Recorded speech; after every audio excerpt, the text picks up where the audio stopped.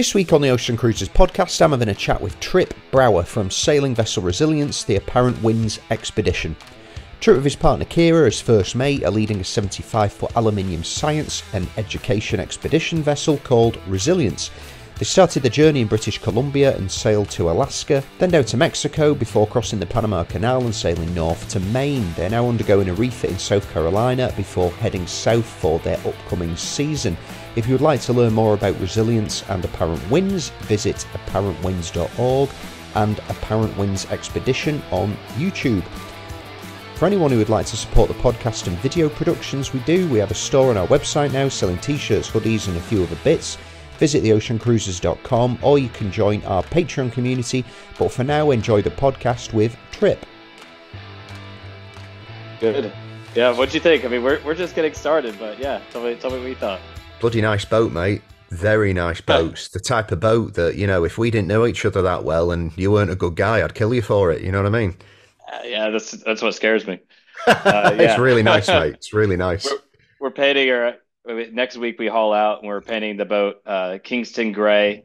Yeah, we're trying. It's a pretty boat.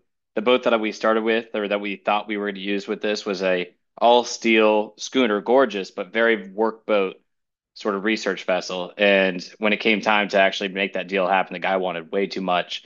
And this boat was just on my computer, on my laptop that I'm talking on now, as a tab, just online that a boat broker had mentioned to me. And I really thought nothing of it. It was just a bargaining chip for the other boat that I really wanted. And then this guy didn't work out. It was a boat called Daria Bar. It's a steel-hulled schooner in Honolulu, in Hawaii. Ah, right. Okay. Alawai over there. Similar to the one you've got. 84 feet. I'm 75 feet. Steel. I'm aluminum. But it already was a sailing research vessel. So that's sort of like inspired this whole dream of, hey, let's do this on a bigger boat. I was on a 40-foot boat when I saw it sailing around the world doing a circumnavigation when COVID hit. And so then I saw, sailed into Hawaii because it's the only place I could go as an American from French Polynesia, and spent 6 months there. And that's where I met Kiera. That's also where I found this boat, Daria Bar, which sort of inspired a whole new idea of what Apparent Winds was. And instead of sailing 2 years around the world, let's do 10 years around the world. Instead of, me and my buddy sailing, let's bring on like a film crew. Let's bring on scientists. Let's bring on guests that want to be a part of this. Let's meet people halfway around the world and say, hey, do you want to come sail with us?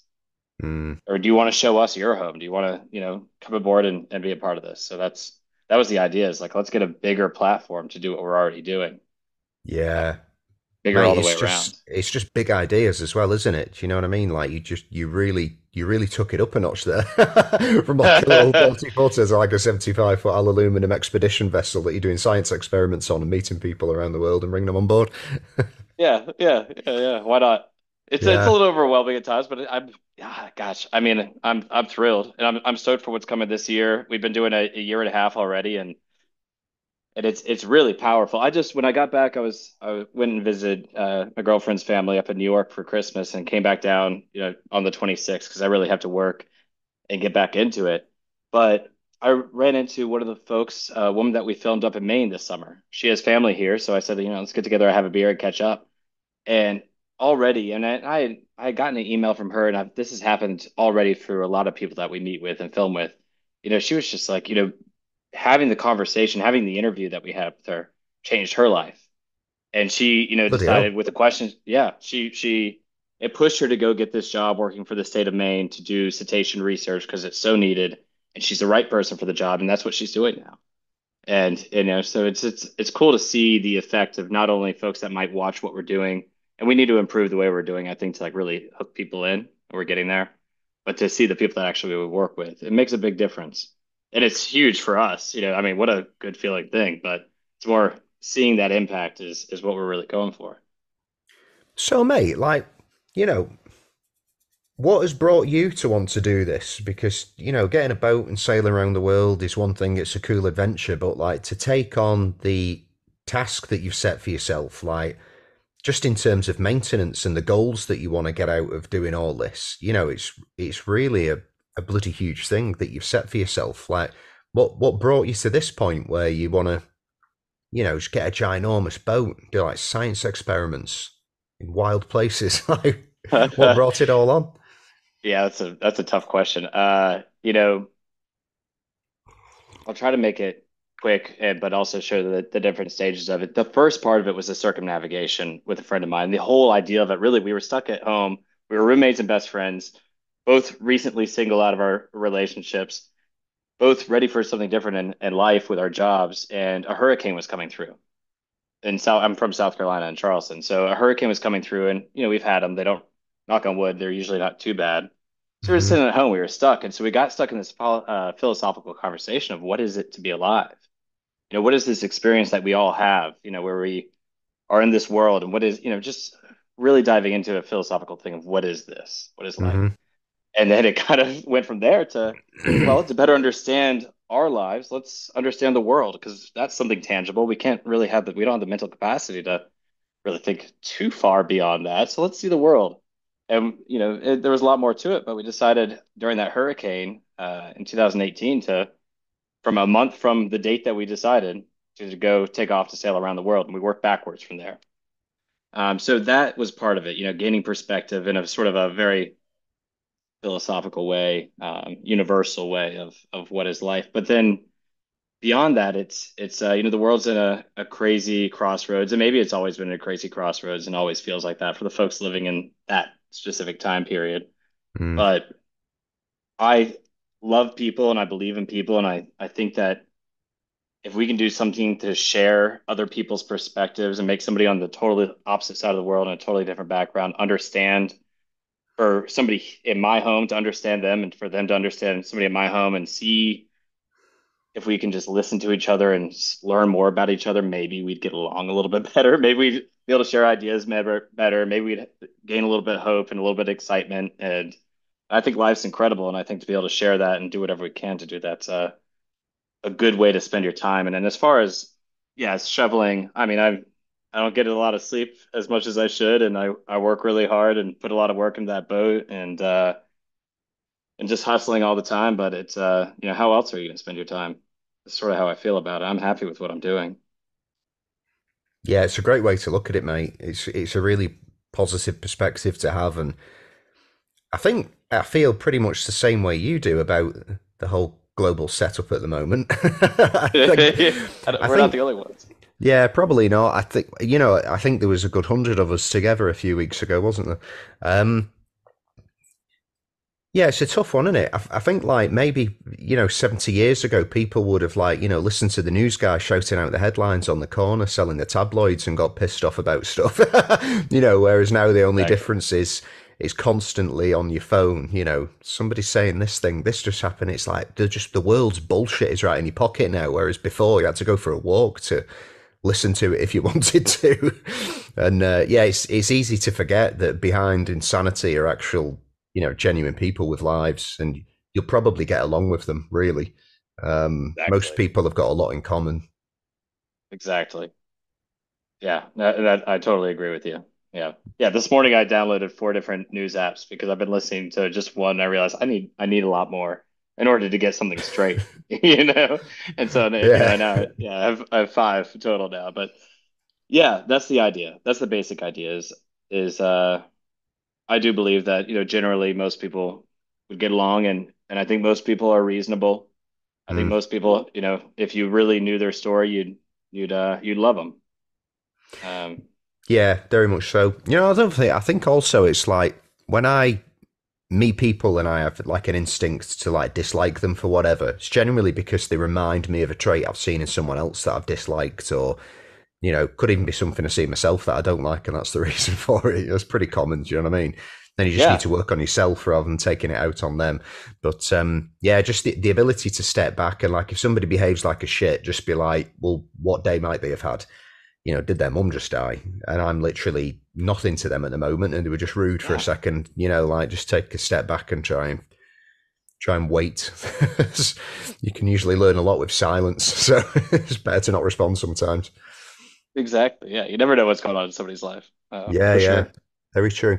Well, mate, so like this, you've thrown yourself in the deep end a bit, haven't you? With a big old 75-foot aluminium ginormous boat.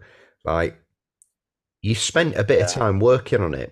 This is a very different way to maintain a vessel than a fiberglass boat, which most people are used to. You've got to be really careful with the electrics. Something it's not the same as on a fiberglass Yeah. boat, and the It's paints and terrifying. corrosion. Yeah, like how Yeah. have you prepared for that?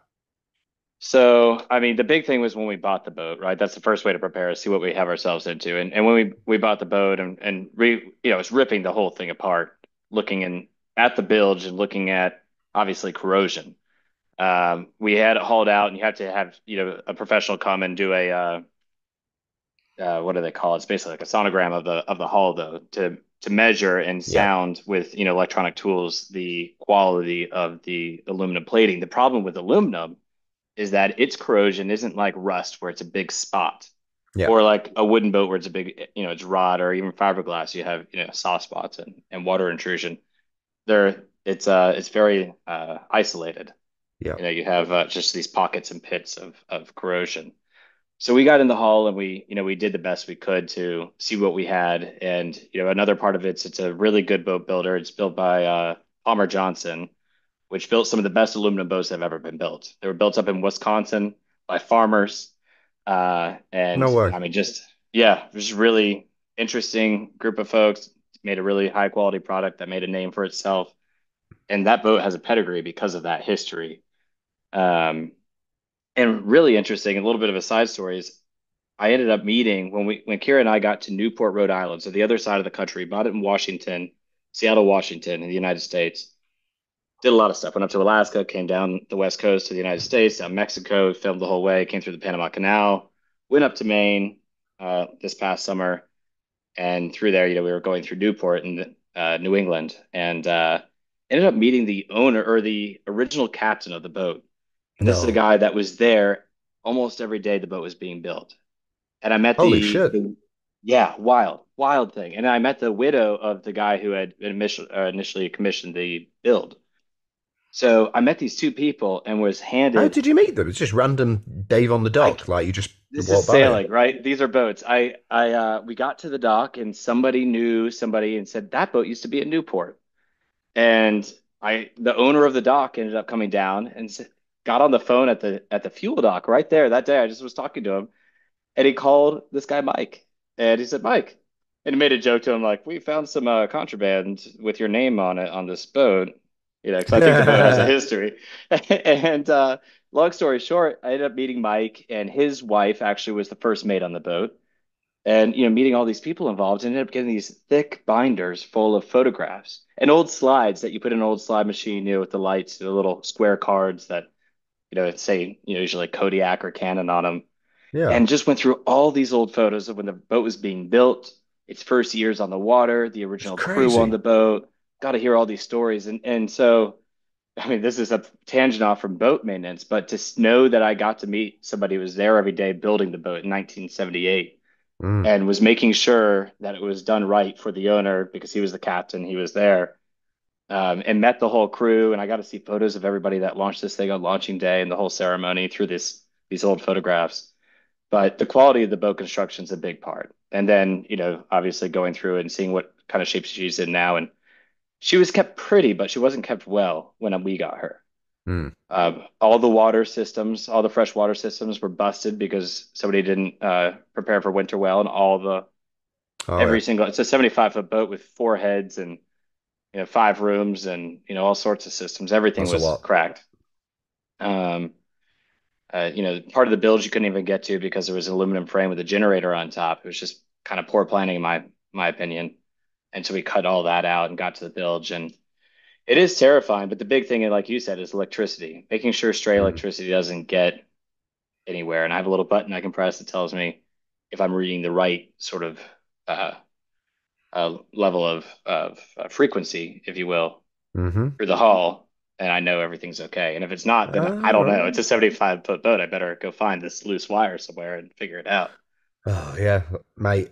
I've had those fears, and I've just got a normal fiberglass boat. I'm like, well, I had I completely changed my electrical system on my boat, like totally new house bank, and then rewired the starter batteries. So I've got like independent units now for like the generator and the ACs and the engine and the house and all that. And like I can't remember exactly. So basically, I've got like loads of battery banks because I've got them for the winches and then the windlass, so like a separate 24-volt system. And I was so paranoid at first because I was losing charge from my starter batteries overnight, and I was like, "Where the bloody hell's all this going?" It took me a while to realise it was going to the chargers that were charging the other batteries. Don't know why I didn't think. I'm not used to it. Literally, wasn't used to it. Right. But yeah, Yeah. for the entire night, I was like, "Oh my god, if I've got a loose wire, like where do I start?" Well, Because and they're everywhere. that's exactly that's the thing I think with any boat. I mean, I for my time I'm on I was on a 40-foot boat before the 75-foot boat, and it's a big jump, but the name of the game the entire way through is simplify, simplify, simplify, and try to Yeah. get those systems simpler and simpler and simpler. And then at least that group of wires that you're hunting down is something that you know and is manageable. Mate, And that's why yeah. like the older Mel's are so good. Like, I mean, the Hmm. new ones are great boats, obviously, but like those, the Super Marimus, like the one Brady was on and stuff, like they've really, really tried to do that. And it's difficult when it's a 55-foot boat. You have to make some exceptions, but it's a great example of a boat that they've just been like, let's just do one hole, let's have all the grey water running into this area, and like it's good. Yeah. Yeah, that was not the case with us. We had five air conditioning units on the boat when we first got it. Oh, Five same. separate air fit. Yeah. Yeah. What? That's insane. Two generators. Now we're down to one. Two The list generators. goes. Yeah, But it's a 20 big kilowatt boat, though, generator. mate. And if it was going to be used as a proper expedition vessel with all that science stuff on board, I don't know how much energy science stuff takes. I just imagine like Tony Stark, trying to build his Iron Man suit. It'd probably be a lot of energy. Maybe Yeah. you need them. Yeah, what we're trying to do is convert the whole boat. I mean, the idea is that it's an affordable research platform and sustainable. We're sailing as opposed to motoring a ton. What we're trying to do though is build the whole cockpit roof. It's a big boat. We have a huge cockpit. Right now it's canvas. And this February I'm planning on building that as a hard top, What covering that in materials are you solar. using? I'm planning on doing a foam core, fiberglass, Nice, very cool, hard top. Yeah. sweet. Some wood parts in there so I can fasten into it and so on. I was a wooden boat builder at one point in my life, so Ah, very I'm nice. familiar with those processes. So build a hard top over the cockpit, nice and rigid, cover that in soft solar panels, and then put an A-frame. I call it an A-frame. It's really a tower that we can hold a much larger dinghy, which you need for cetacean research, and it's great for dive equipment and all sorts of stuff. Yeah, Hang that off the back, but on top of that, be able to put a couple more solar panels and wind. But the big part of it that we're trying to get to is just a really badass battery bank. We have a 5 kilowatt Northern Lights generator now, nice. but I really want to rely on that battery bank. And then we're 24-volt as well, but a lot of our equipment's 240 volt.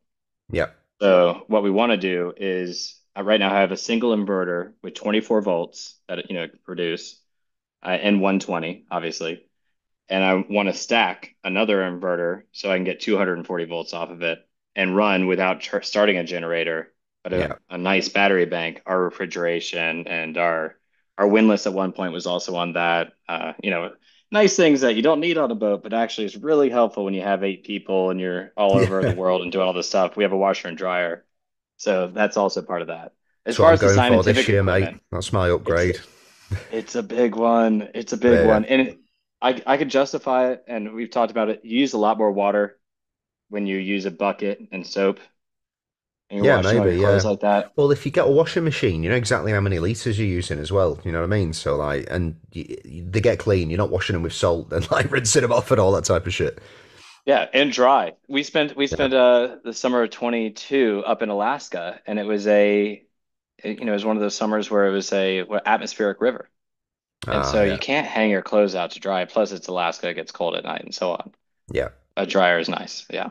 So basically, to answer the question about power, we're trying to make it so we really have a lot in batteries, have a lot of capacity. We can run the 5 kilowatt generator if we really need to, but most of the stuff we do doesn't need that much power. So, Nice. What type of battery system are you thinking? Like how many amp hours or watts, and then how many solar panels are you getting on there?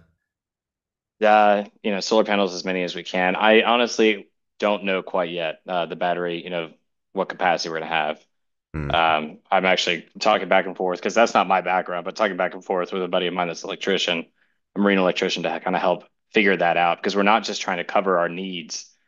We're trying to have, a lot of excess Yeah. because sometimes our needs will expand. But that whole hard top covered in solar, the whole A-frame off the back covered in solar, and I mean, yeah, something pretty large. And Yeah. and Brilliant. we definitely lithium ion is what we're looking at for what we're doing. Yeah. Mate, you know one thing which I like didn't anticipate because I've in my previous boat that I had, we just like cruised for the summer. So I think the most we were ever on the boat for at one time was like a month. And then, we did like long weekends and weeks away and up and down the coast and stuff like that. But we never did like permanent cruising on our own boat. And we only ever did it in the summer. When you're on the shoulders of like your cruising season or, autumn, spring, whatever it is, like you can have a massive bank if you've not got loads of solar panels.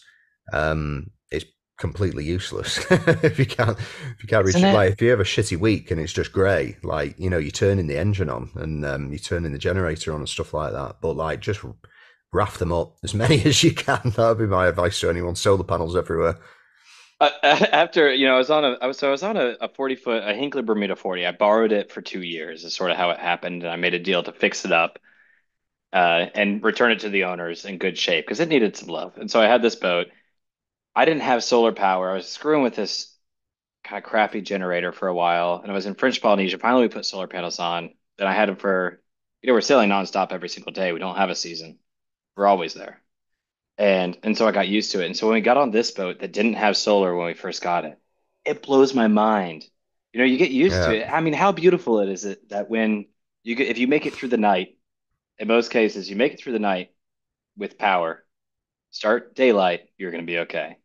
And you just yeah. get used to that. It's wild to think that a boat wouldn't have solar power on it at this point, Mate, I don't to know why me. they're just not installed as standard now. I mean, like, it's pretty crazy the efforts and the extremes that like the automotive industry and the energy industry and stuff is having to go through. It's like, why not just say boats need to have some solar panels already on? It's probably aesthetic. I imagine it's aesthetic. It's an extra cost, but like, I don't understand it. But like, you see these charter boats and like charge your batteries just because it's so cheap now. Solar panels are cheap. Lithium They're cheap. batteries, mate, they're like a quarter of what they were 5 years ago.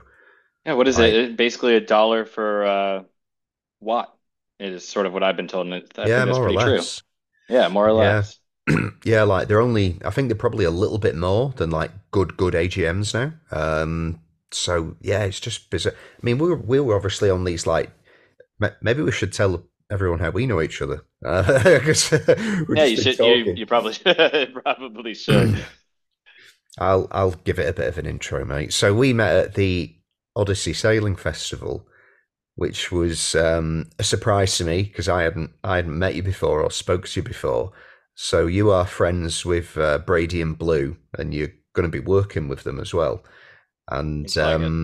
yeah, so you came along and we met, and we thought, bloody hell, we've got a lot in common, haven't we? And Well, we had a and I great kept old on week, hearing, didn't we?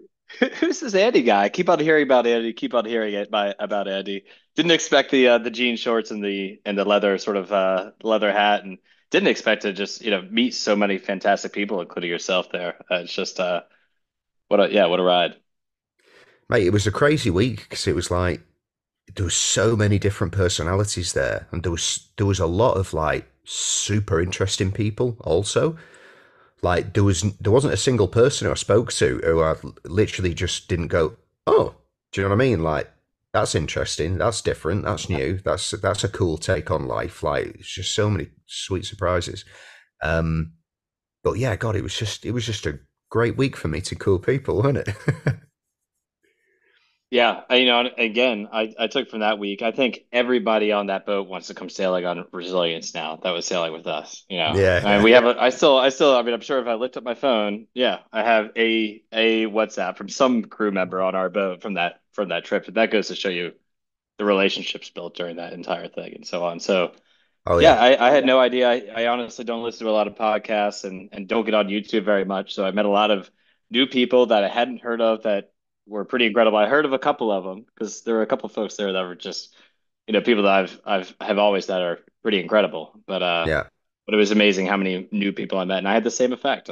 I never got into a conversation that I didn't I couldn't stop because it was just so interesting, so wonderful. Yeah. Which, like if you just potter about your daily business, down the street, you're going to go and get the newspaper or get a coffee in the morning, whatever. Like you do meet some pretty mundane people sometimes, and like not a single one of them was like that on this week. It was like just completely interesting stories. It's the lifestyle, isn't it? It's like the type of person or the type of like intrigue that it attracts. It You're probably going to have a good conversation. it makes me wonder. I did a lot of reflecting after that week of sailing on the boats because a lot of folks that I met, they have everybody has their life. Mm, Obviously a bunch of folks there, especially a lot of the captains are sailing and in this world of cruising around the world and doing all these different things and have these personalities. But a lot of folks there were coming in to see what that was like, and they have their daily lives. I met, people that are in the tech industry, that are programmers or data analysis or doctors or one guy runs a trucking company and a nurse here, a nurse there, all these different people. And what it made me think is really those people that we might think that we pass on the street that aren't that intriguing. I mm, think having the right setting, being on a boat in a small space for a week allows people, and then in a place that you're not familiar with, yeah. allows people to open up and build relationships. And it's funny, I think I probably would pass a lot of these folks in the street, and I wouldn't connect with them because why would I? Yeah, maybe. Maybe we all Yeah. need to go So to the festival. exactly. That's why I think you're onto something, Andy. I think we all need to go to the festival. Yeah, No, I but think that. really, there is something to it. We were talking about it's sort of a camp effect, you know. Yeah, I was going to say, mate, it's like old school Burning Man, perhaps. Maybe not the new version. I've seen it online now, and it looks a bit weird. But like, maybe what it was intended to be something. Um, yeah, it was great. Yeah, it was fantastic. So, what did you know going into that? Because obviously, like, I've been speaking with Brady and Blue for ages about it, and we were working on it together. Nothing. Um, I knew so did nothing. so did they just I say turn up? You're a skipper for a week. Yeah, kind of. We had been talking, we had met in Mexico, down in Baja, and had been talking about working together in some capacity. Really got along right off the bat, liked them, let's see what we can do.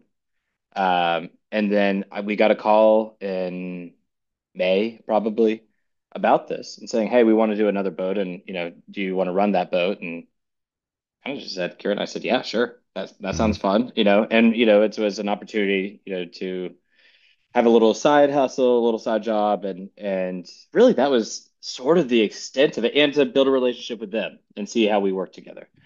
I had no idea really, and I hate to see it, but I really didn't. And we've been so busy. We have our own lives. We have this whole project we're starting. Apparent Winds is a year and a half old, so we had other things going on to the point where I'm sure you have had this plenty of times in your life where I know next week I'm going to the BVI to sail on a boat and I guess run this cat. I've never sailed a catamaran. Okay, that's fine. I know I'm doing that, but I have today's project in mind. yeah, And yeah, so it's just life. sort of the day before I'm throwing stuff in a bag. And luckily we got there 2 days before, I think 2 days before the festival to kind of catch up and debrief before we could go and do this thing. And so I really didn't know too much of what to expect. And I honestly, I'm thankful for that. It was not because I wouldn't have gone, but it was fun to sort of learn and kind of be fully engaged and fully focused there without a lot of expectations, but definitely with, just paying attention, listening and just being focused. But not a lot of expectation. And I was blown away. Yeah, that's wicked, mate. I think out of that week, everyone I think is in agreement that you had the best crew. Yeah. I think like every boat is in agreement on that as well. Like some of the videos and the photos were pretty good. Yeah, I mean, that goes back to what I'm saying. I mean, there's just something really powerful to being on a boat and sailing with people in places that we're not familiar with. There's something really powerful about, really sitting and listening to getting to know somebody. And we also got, I think, very lucky to have a crew on our boat that were all willing to do that and had that patience with each other. and we Mm. got to, build these friendships and relationships. I never, sort of didn't again, I didn't expect anything going into this, but I didn't expect that. I brought my laptop thinking that I'd wake up early in the morning and do my work and have my coffee and, get the boat going and take people where they want to go and so on. That never happened. I was up late speaking, having a good time and talking with people and then up early and immediately, connecting with folks and having a good time. And the conversation goes, we were sailing in 35 knot winds every day, more or less, big winds, a lot of excitement. And yeah, and that, bringing it back to what we're doing and the stuff that we have coming up, we're about to do charters on our boat. I mean, we have already for research, and we're about to do it for education, so getting kids aboard. And it was cool going talking to Laura Decker about that because she's bringing children on her boat, and that's their whole Yeah. mission. And so I got to learn a little bit and gain some perspective there, but then doing charters of bringing other folks aboard, it gave me a lot of energy and a lot of excitement for what that looks like, Yeah. and showed me the value of, again, back to what I was saying, the whole point of this big boat was to a bigger platform, including more people aboard. And so doing this with the Odyssey Sailing Festival sort of was this bright light of, yes, that makes sense. This is something powerful. I don't know what it is exactly, but it's something that we should be doing. Yeah. So, Yeah. mate, I did a podcast with a guy called John Kretschmer, who's pretty, good skipper, and he's an author, and he's done quite a few miles, and he's been doing ocean passages with people for like, I don't know, 15 years, maybe, I think, something like that. He's been doing it for a long time. But you should hear, some of the way he speaks about his experiences when it comes to like, taking groups of people who haven't sailed before across the Atlantic and getting and working together as a team and bonding with them. Like, you can, I don't know if it's the environment. Maybe it's because you're so in tune with nature when you're out there. Like literally, your entire day is based around like wind and water and rain and storms and everything like this. I think it just The brings you really in cycles. tune. No, I definitely agree. Yeah, it's the connection with nature is a big part of it, and then again those cycles and that community that you have. When you Mm, come up watch, you're in the middle of the night, you've been on watch, or somebody just woke you up and you have to go up, and all of a sudden at that crew of, let's say you have six on a boat or fewer, whatever it might be, it's just you and that other person usually. It's mm, middle of the night, the stars are out maybe, or maybe it's storming. Either way, there's something going on that's really intriguing, and it is. I think part of that is that, again, that natural setting that you're in. But then also that the human side of it is now it's just you and that person. And they're mm, saying, there's a boat over here and I'm not sure exactly where they're going, or there's lightning over here and I've been keeping an eye on it, or hey, look at the bioluminescence. It's been going nuts this entire time and the stars are on fire. It's just incredible. And so, and then you switch and then you have that moment all to yourself on that watch in the middle of the night where we do 3 hours on through and however many hours off, but 3 hours on watch. So you have the 3 hours to kind of reflect. That changes that whole mm. system too. So it's the exposure to nature, but I think it's a very human thing and maybe a meditative thing when you have your time alone, a social thing when you're in this tight space with a lot of different people. That how could that not be transformative? Yeah, yeah, very true, mate. Very true. I think we like it. Sounds Yeah. like it. So, what do you need to do with your boat next? So, you took it all the way up to Maine, you said, and you've been doing some work on it. Yeah, we work all the time. I mean, a boat's a boat. You work on it all the time. But yeah, ever since we bought it, when we first got it in Washington, we did a ton of work. Christmas, the holidays of 2022, I was in San Diego. I stayed there for Christmas and just worked on the boat and did a ton of work.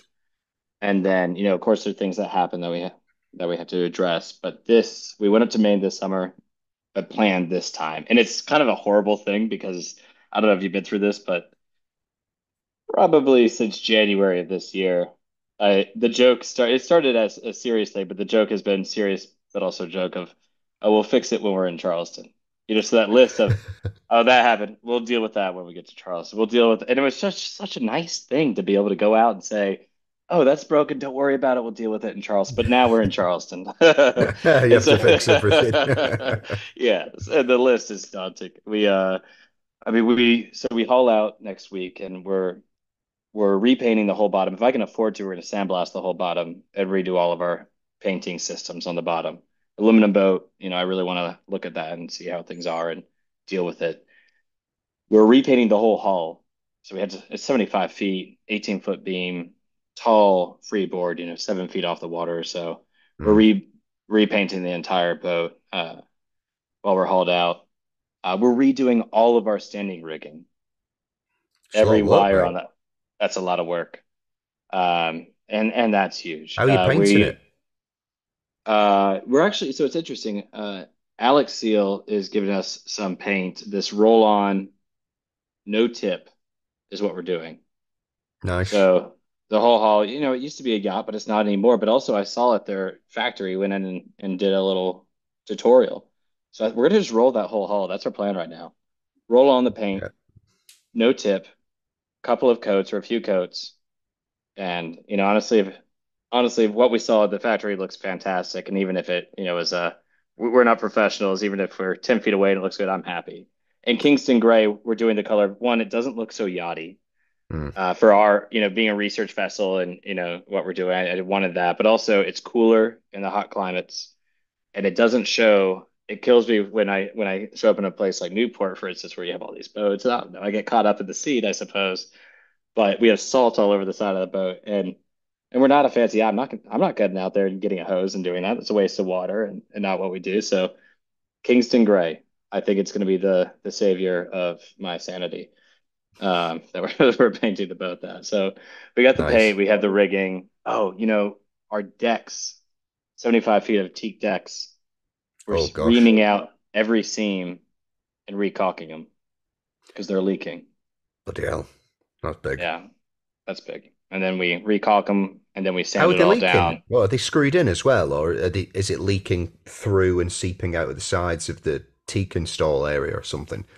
Yeah, I don't want to think about it too much, but Sorry, but mate. I think no, Let's no, change no, the no. subject. I'm joking. I'm joking.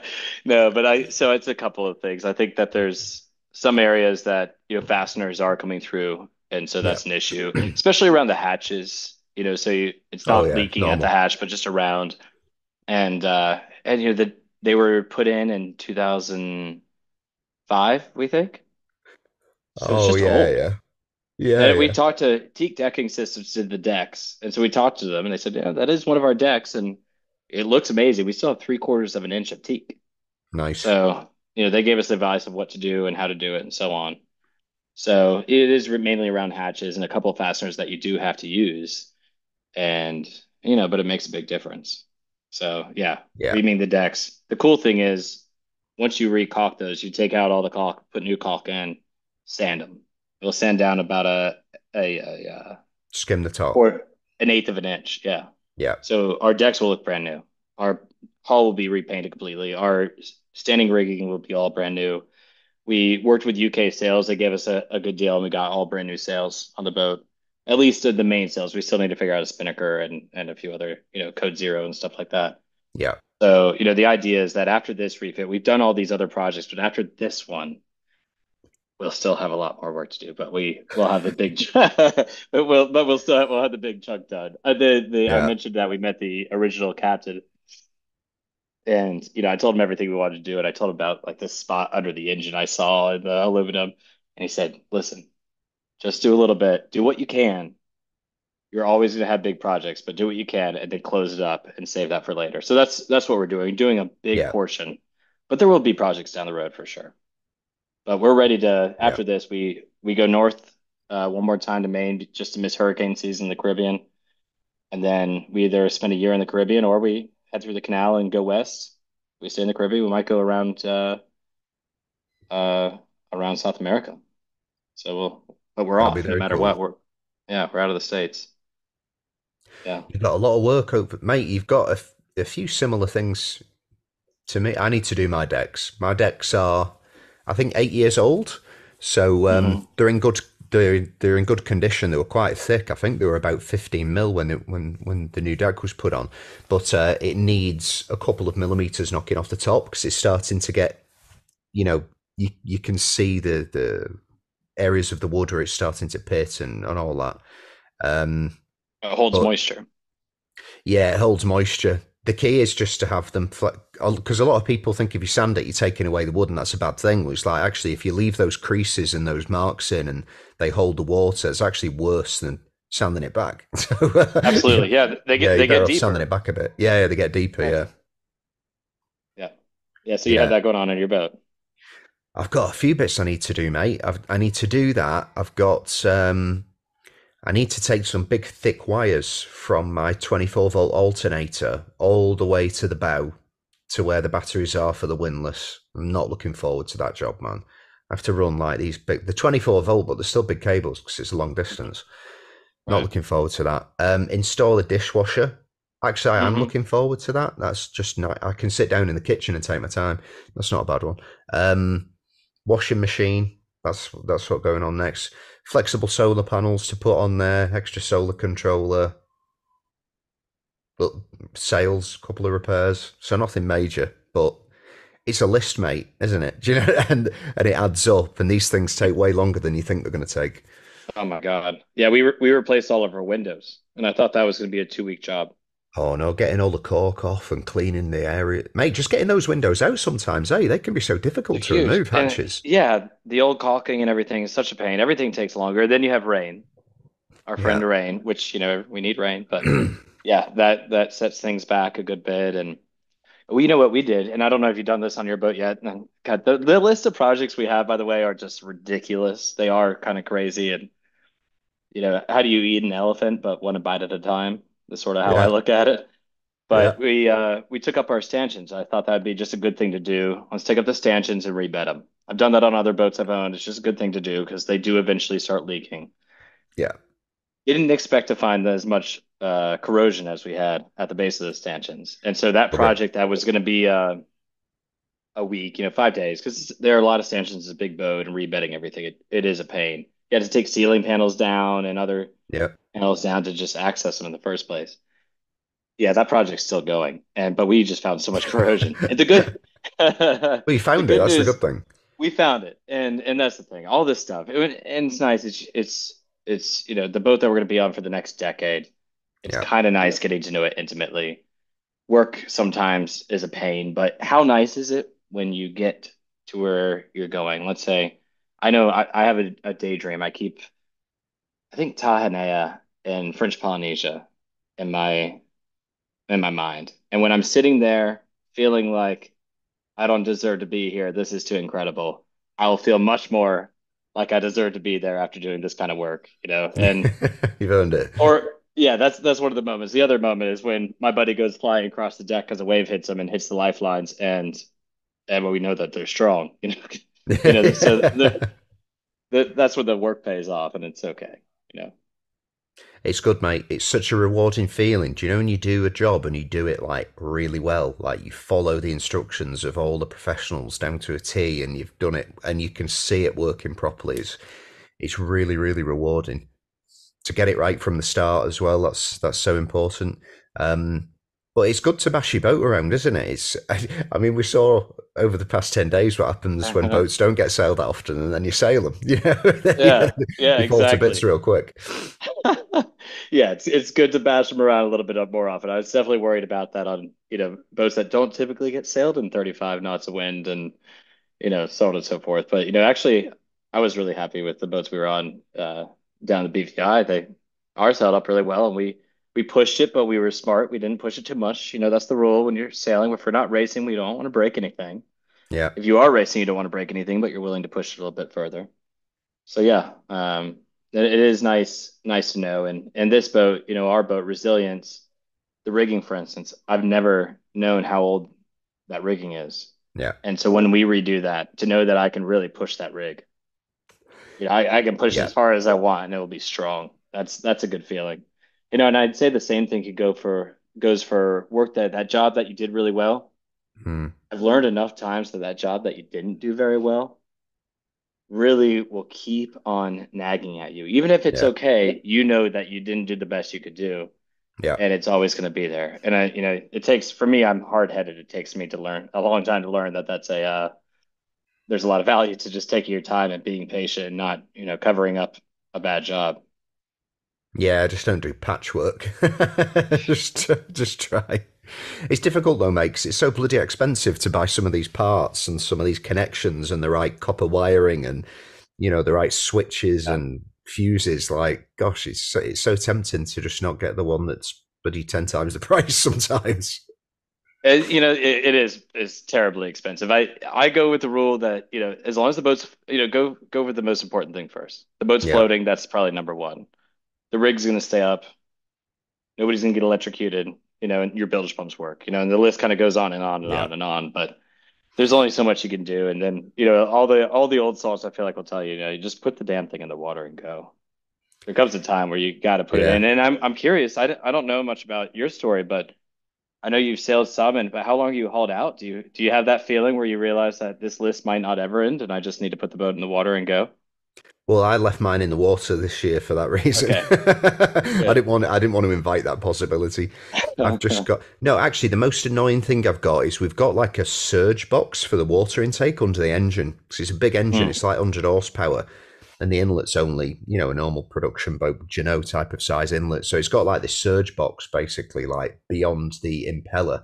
So I suppose if you put the revs on, too much too quick, you're not getting like cavitation around the impeller and stuff. So it'll pull water from interesting. this surge box.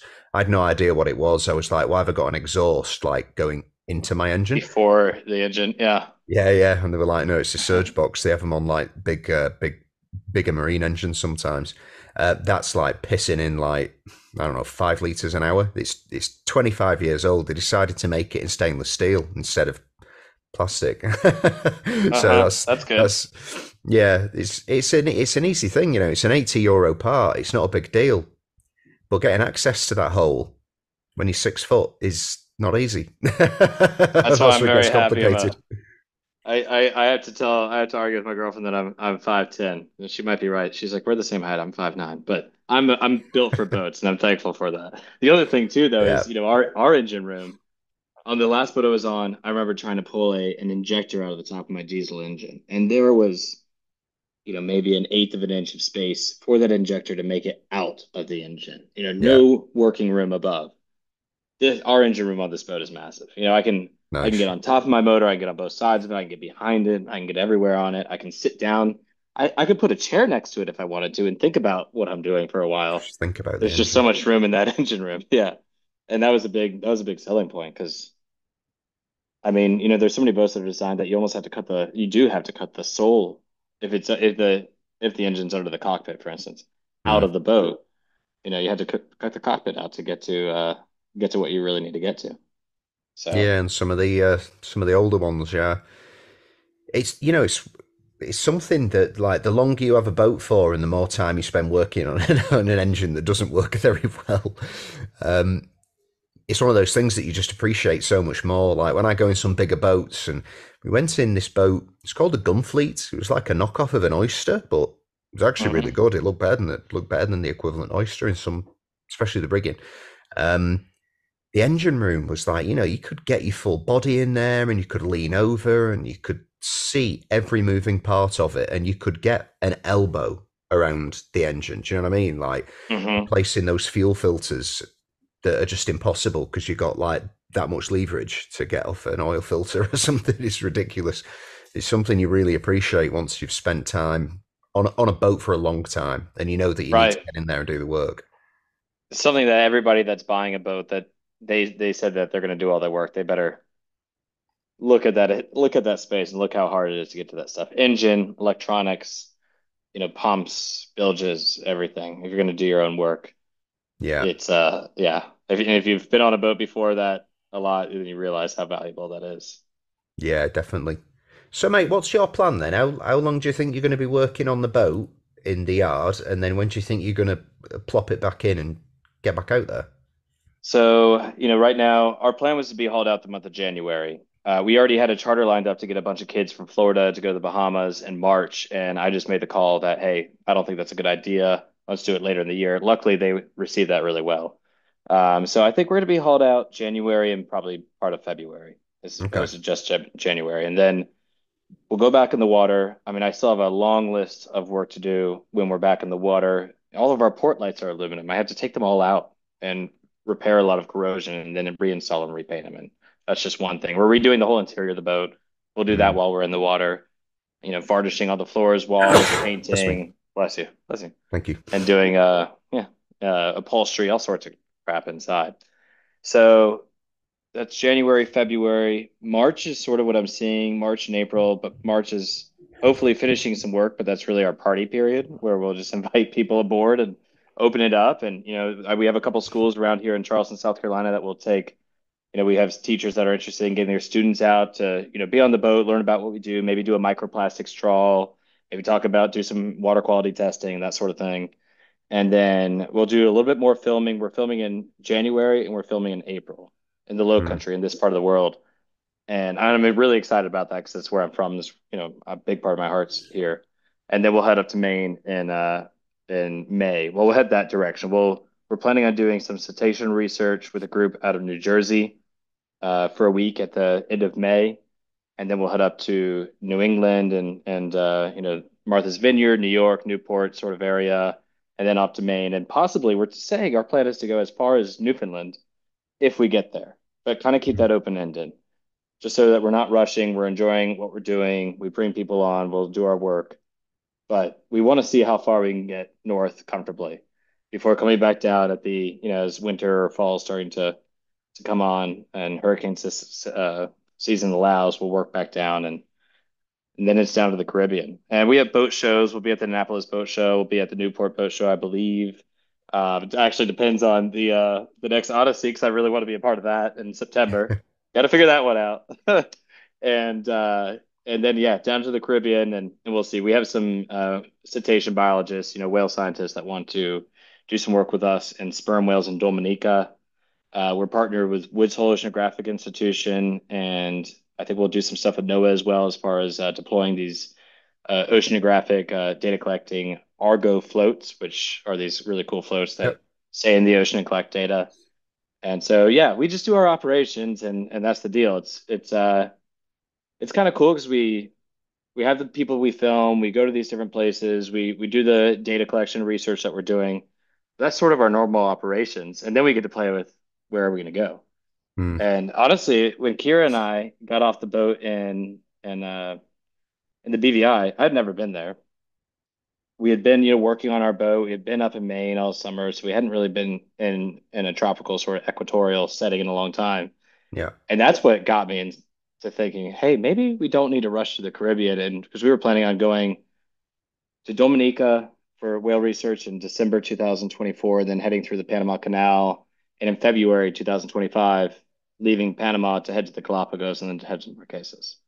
And that Yeah. might still be the case, but now we're considering a year back in the Caribbean and working with people down there. There's incredible people there. When we were actually in PBI for the Odyssey Sailing Festival, we met a guy that started a recycling program. And as you know, recycling in a lot of these island nations, just because they're so far apart and the resources are different, the infrastructure is different, nothing gets recycled. Yeah. Maybe beer bottles are a classic that you see get reused and so on, but it's really difficult. And we met a guy there that I thought, immediately would be a perfect person to interview and talk about what he's doing. And so there's plenty to do in the Caribbean. So we might be there for a year working there before we take off and continue around the world. Our goal is to do 10 years multi-circumnavigation. And, even as I'm saying that and looking at you through this Zoom call right now, I'm thinking 10, 15 maybe. I don't know. We'll see what happens. But that's the plan. Yeah. That's the beautiful thing about sailing, right? It's the right attitude to have, mate. And I think just keep on adding on to those years. Like, there's no need in rushing it. I mean, what you're going to do, just go round again. Do you know what I mean? Like, Our idea, what I want to do is go. And I got so much shit from Brady talking about this, and we made a pact, I think, during the festival to go do the Northwest Passage within the next 2 to 5 years. So I need to figure out how to do that, but I'm in. oh, I'm But in on what that, I mate. You need to let me know when you're right? doing that. Yeah, Okay, yeah. yeah. So and I asked him what boat. He said yours. So I don't know. We'll see. Oh, easy. But Yeah. we had to figure this out. But my whole plan was to do a circumnavigation the easy way, right? Like do the rum lines, do the equatorial sailing, follow the trades. Pick one. Do you go through the Suez Canal? Do you go around South Africa? I would go around South Africa, and then back up and do one circumnavigation quickly, and then do more of like a big wide stitch, north, south, east, west, go anywhere you want, really go to the extremes, go around the Northwest Passage, go up to Japan, go back to Yeah. Alaska. The Aleutian Islands are incredible, Patagonia, Chile, Tasmania, really hit these places I've been wanting to go. But I'm starting to rethink that. Maybe why do I need to go around the world quickly? Maybe we just start, however the hell we want and go wherever we want to go and see what happens. Yeah, mate, definitely. It's the journey, not the destination. A wise man once said that. I can't remember who, but I've I'm sure heard I've that heard it. before. Yeah. Might have been me Somewhere. in a previous life. Who Yeah, knows? it probably was. Probably was. Mate, so where can our subjects who've been forced to listen to us for the past hour, where can they find your information? Yeah. So everything's apparent wins, like apparently and wins plural. But apparentwins.org, on Instagram, we're at apparent wins. On YouTube at apparent wins. We're in Charleston right now. We might be, we'll be in somebody's neighborhood sometime, someday. But Hmm, yeah, those are the big things. Those are the big platforms. And we're on Patreon as well, at apparent wins. But nice. that's where we're putting everything. And we film everything we do. We film our operations board, and we film all the people we meet. And I'm really excited what's coming next year. So I'm stoked to get more people involved and more people sort of dialed into what we're doing. We have some pretty cool plans coming down the pipe, and we're just thrilled with where it's going. So yeah, hopefully hopefully we can get these stories out there, because that's the whole point. Having other people's voices heard, and sharing some pretty incredible parts of this planet. Awesome, mate. And hopefully me and you can have a few more good times next year as well, like we did this year. I have a hunch. I have a hunch, Andy, that I'll be seeing you a few times, and I'm really looking forward to it. Yeah, me too, mate. Well, listen, that was great.